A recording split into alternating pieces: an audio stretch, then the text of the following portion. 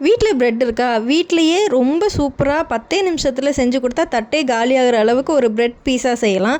இது பண்ணுறது ரொம்ப ஈஸி. ஆனா இவ்வளோ டேஸ்ட்டா வரும்னு நான் எக்ஸ்பெக்ட் பண்ணவே இல்ல. பிரெட்ட வந்து 4 பக்கமும் கார்னரா இருக்கிற அந்த க்ரம்ஸை வந்துட்டு நான் கட் பண்ணி எடுத்துக்கிட்டேன். அதில வந்து நல்லா நான் பட்டரை வந்து ஃபுல்லா ஸ்ப்ரெட் பண்ணி எடுத்துக்கிட்டேன். அதுக்கப்புறம் பீஸா சாஸும் அதே மாதிரில ஸ்ப்ரெட் பண்ணி எடுத்துக்கிட்டு, இதில் நான் சேர்த்துருக்க வெஜிடபிள்ஸ் வந்துட்டு கேப்சிகம், ஆனியன் வந்துட்டு பீஸாக்கு கட் பண்ணுற மாதிரி அந்த க்யூபாக கட் பண்ணி எடுத்துக்கிட்டேன். அதுக்கப்புறம் எனக்கும் என் பாப்பாவுக்கும் ரொம்ப பிடிச்சது வந்து ஸ்வீட் கார்ன். அது வந்து நிறையாவே நான் அள்ளி போட்டுக்கிட்டேன். அதுக்கு ஈக்குவலாக வந்துட்டு நான் சீஸும் வந்து போட்டுக்கிட்டேன். உங்ககிட்ட இருக்குது அப்படின்னா ஸ்லைஸ் கூட சீஸோட ஸ்லைஸ் கூட போட்டுக்கலாம். நாங்கள் வந்து மொசரெல்லா சீஸ் தான் எடுத்துக்கிட்டேன். இது கூடவே ஹோம்மேடாக செஞ்ச சில்லி ஃப்ளேக்ஸ் வந்துட்டு தூவிக்கிட்டேன். இதே மாதிரி ஒரு 4 பிரெட்டு மீதம் இருந்தது. அதே டாப்பிங்ஸ் வந்து மேலே கொடுத்துக்கிட்டு அவ்வளோதான். அதை தூக்கி ஒரு 25 to 30 மினிட்ஸ் வந்து நான் வச்சு எடுத்தேன். அவ்வளோ சூப்பராக இருந்தது.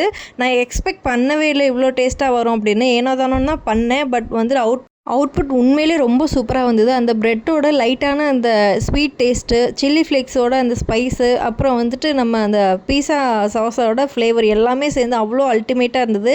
இதை என் ஹஸ்பண்ட் கிட்ட சரி ஓகே அவங்க எப்படி இதை டேஸ்ட் பண்ணுறாங்களோ என்ன சொல்கிறாங்களோ தெரியல அப்படின்னு சொல்லிட்டு கொடுத்தேன். அவ்வளோதான். கொடுத்துட்டு ஒரு 10 நிமிஷம் போய் பார்த்தேன். அந்த தட்டை அப்படியே காலி ஆயிடுச்சு. சுத்தமாக திகட்டவே இல்லை. ரொம்ப சூப்பராக இருக்குது அப்படின்னு என் ஹஸ்பண்ட் சொன்னாங்க. ஸோ நீங்களும் இதை ட்ரை பண்ணி பார்த்துட்டு ரெசிபி எப்படி வந்திருக்கு அப்படின்னு நமக்கு கமெண்ட்டில் சொல்லியிருப்பாங்க. வீடியோ பிடிச்சிருந்தா மறக்காம லைக்